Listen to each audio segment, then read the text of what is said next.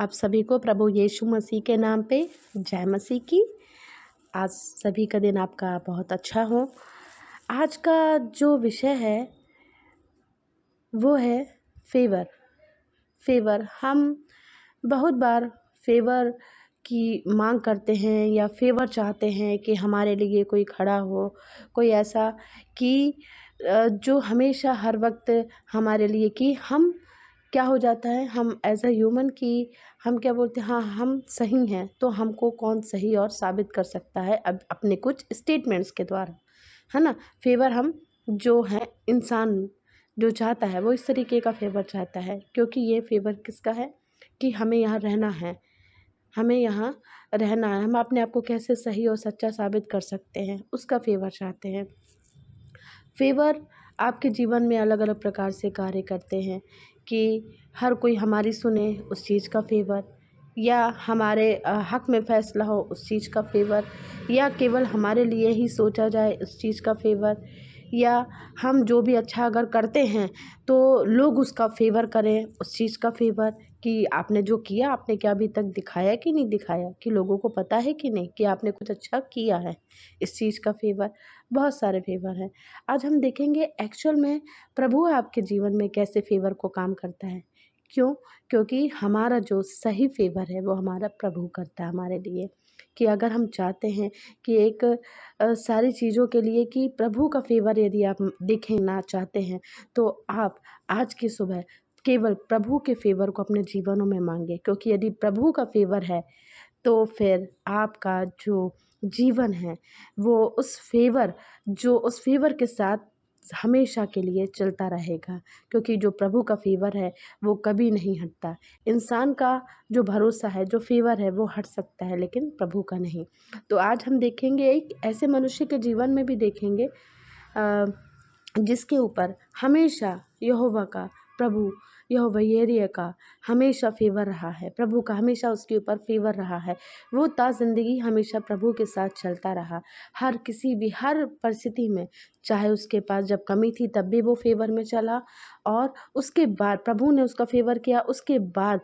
क्यों? क्योंकि वो यहोवा पर विश्वास रखता था, उसने यहोवा को नहीं छोड़ा। जब आप यहोवा को नहीं छोड़ेंगे, प्रभु को आप नहीं छोड़ेंगे, तो प्रभु अवश्य है कि आपका फेवर हमेशा करेंगे। और वो व्यक्ति वही व्यक्ति है कि जिसने हमेशा अंतिम समय तक भी प्रभु के लिए जो फेवर था वो उसने हमेशा अपने जीवनों पे देखा। हाँ, मैं बात कर रही हूँ दाऊद के जीवन की। दाऊद का जीवन यदि देखा जाए तो दाऊद हमेशा हर परिस्थिति में प्रभु के फेवर को देखेगा। दाऊद के जीवन से संबंधित हम जो पहला शमूएल उसका 18 और उसका 14 पद पढ़ लेंगे, जिसमें कुछ इस प्रकार से लिखा है। और दाऊद अपनी समस्त चाल में बुद्धिमानी दिखाता था और यहोवा उसके साथ साथ था। यहोवा उसके साथ साथ था। तो क्या है ये कि हमेशा यहोवा उसके साथ था। क्यों? क्योंकि वो हमेशा जो यहोवा ने कहा उसने हमेशा उसको एक्सेप्ट किया और उसी के अनुसार वो चलता रहा। बाइबल में और भी बहुत उदाहरण है, लेकिन दाऊद का उदाहरण इसलिए हमेशा है क्योंकि कभी ना कभी किसी ने यहोवा को छोड़ा। यदि आपने पता हो कि जब दाऊद राजा होने के बाद, दाऊद सबसे कम उम्र में बनने वाला राजा था। दाऊद की एक कहानी है जो संडे स्कूल में हम लोग हमेशा सुनते आ रहे हैं, और हमने कही भी है कि जो दाऊद ने गोलियत को उठा उठा के मारा। तो ये बहुत ही एक कि दाऊद बचपन से ही, कि आपने देखा कि बचपन से ही परमेश्वर उसके साथ था। वो भेड़ बकरियों को चराता था, अपने पशुओं को भी चराता था, और जिससे कि उसके पशुओं की रक्षा हो वह हमेशा। और अगर उसके पशुओं को नुकसान होता था तो उसके बाद वो सारी जो उसकी जो भेड़ें होती थी उसको हमेशा अपनी सुरक्षा में रखता था, और जो जानवर उनके आसपास घूमते थे उनको मार खाने के लिए, उनको मार कर फाड़ खाने के लिए, तो वो हमेशा उनको फिर क्या किया करते थे, इन लोग सब मिलकर उसे मार के अलग कर दिया करते थे। उसने हमेशा हर चीज़ में विजय पाई। जब प्रभु हमारे जीवन में होती है तो हम विजय पाते हैं, और दाऊद के जीवन पे भी ऐसे ही था। दाऊद एक राजा होने के जब बहुत साल के बाद फिर वो सबसे कम उम्र में राजा बना, उसने अपना शासन योग्य संभाला, और उसके बाद वो सही समय आने पे और मतलब है कि उससे सर्वश्रेष्ठ राजा कोई ना होगा। शाऊल भी था। शाऊल ने तो हज़ारों को मारा था, पर दाऊद ने लाखों को मारा था। दाऊद ने लाखों को मारा था। शाऊल का अगर जीवन देखें तो शाऊल कहीं न कहीं से दाऊद से मतलब है कि वो क्रोधित रहता था, उससे जलन भी रखता था।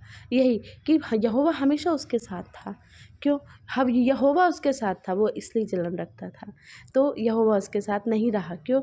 क्योंकि उसने कभी भी यहोवा को अपने जीवन में पूर्ण समर्पण के साथ मतलब अपने आप को समर्पित नहीं किया, मतलब नहीं किया, और उसके बाद उसने यहोवा को कहीं न कहीं से अंदर से उसने त्याग दिया, तो यहोवा भी उसके पास से अलग हो गया।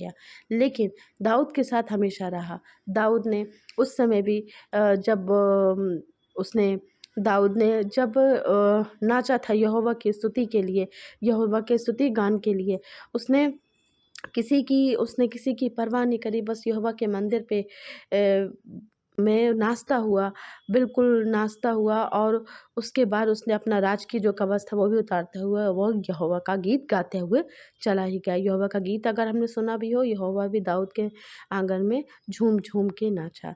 तो ये है, तो यही था कि यहोवा हमेशा उसके साथ रहा है, उसको कभी उसने अकेला नहीं छोड़ा। दाऊद अपने भजन में भी लिखता है, उसने हर बार केवल प्रभु की ही शिक्षा का ही क्या है, हमेशा प्रभु की शिक्षा का विजय गान किया है, हमेशा प्रभु की शिक्षा का, कि उसने कि परमेश्वर हम पर अनुग्रह करे। यदि अगर हम सारे चैप्टर को पढ़ते हैं तो उसने हमेशा प्रभु की बड़ाई करी है। हे परमेश्वर, सिय्योन में स्तुति तेरी बाट जो है। हे परमेश्वर, जब मैं तेरी दुहाई दूँ तब तू मेरी सुनता है। हे परमेश्वर, हे सारी पृथ्वी के लोगों, परमेश्वर का जय जयकार करो और उसके नाम की महिमा करो, भजन गाओ, उसकी स्तुति करो। उसने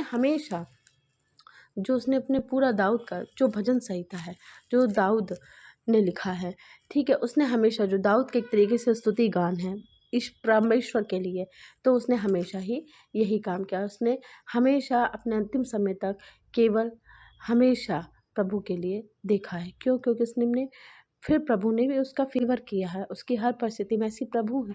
यदि प्रभु जब आप भी इसी प्रकार से यहोवा के साथ-साथ बने रहेंगे, जैसा वो कहता है वैसा करते रहेंगे। क्यों?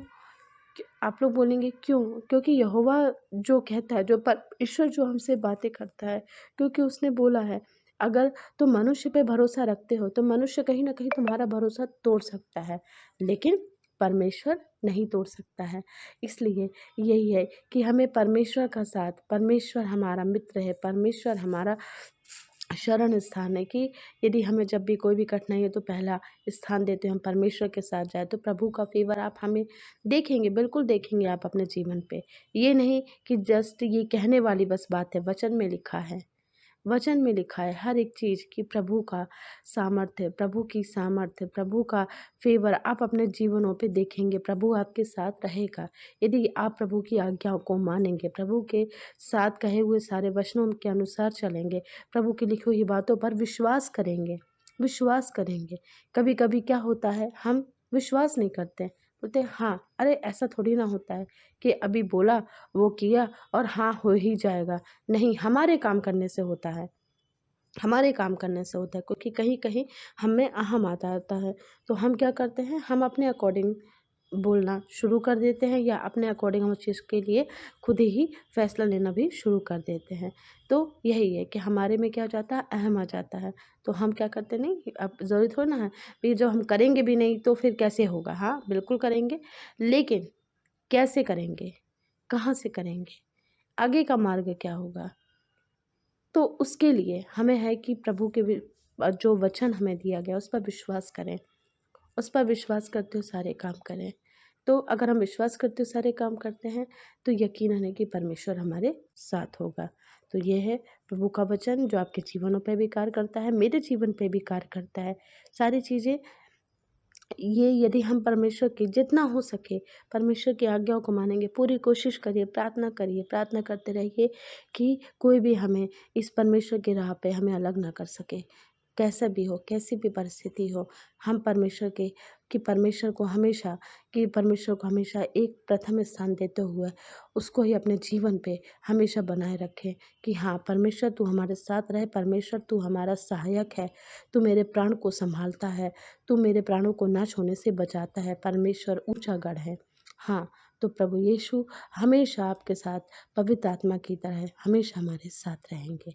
ये परमेश्वर के इस वचन के सुने और समझे जाने पे आप सभी को आशीष दे। आमीन।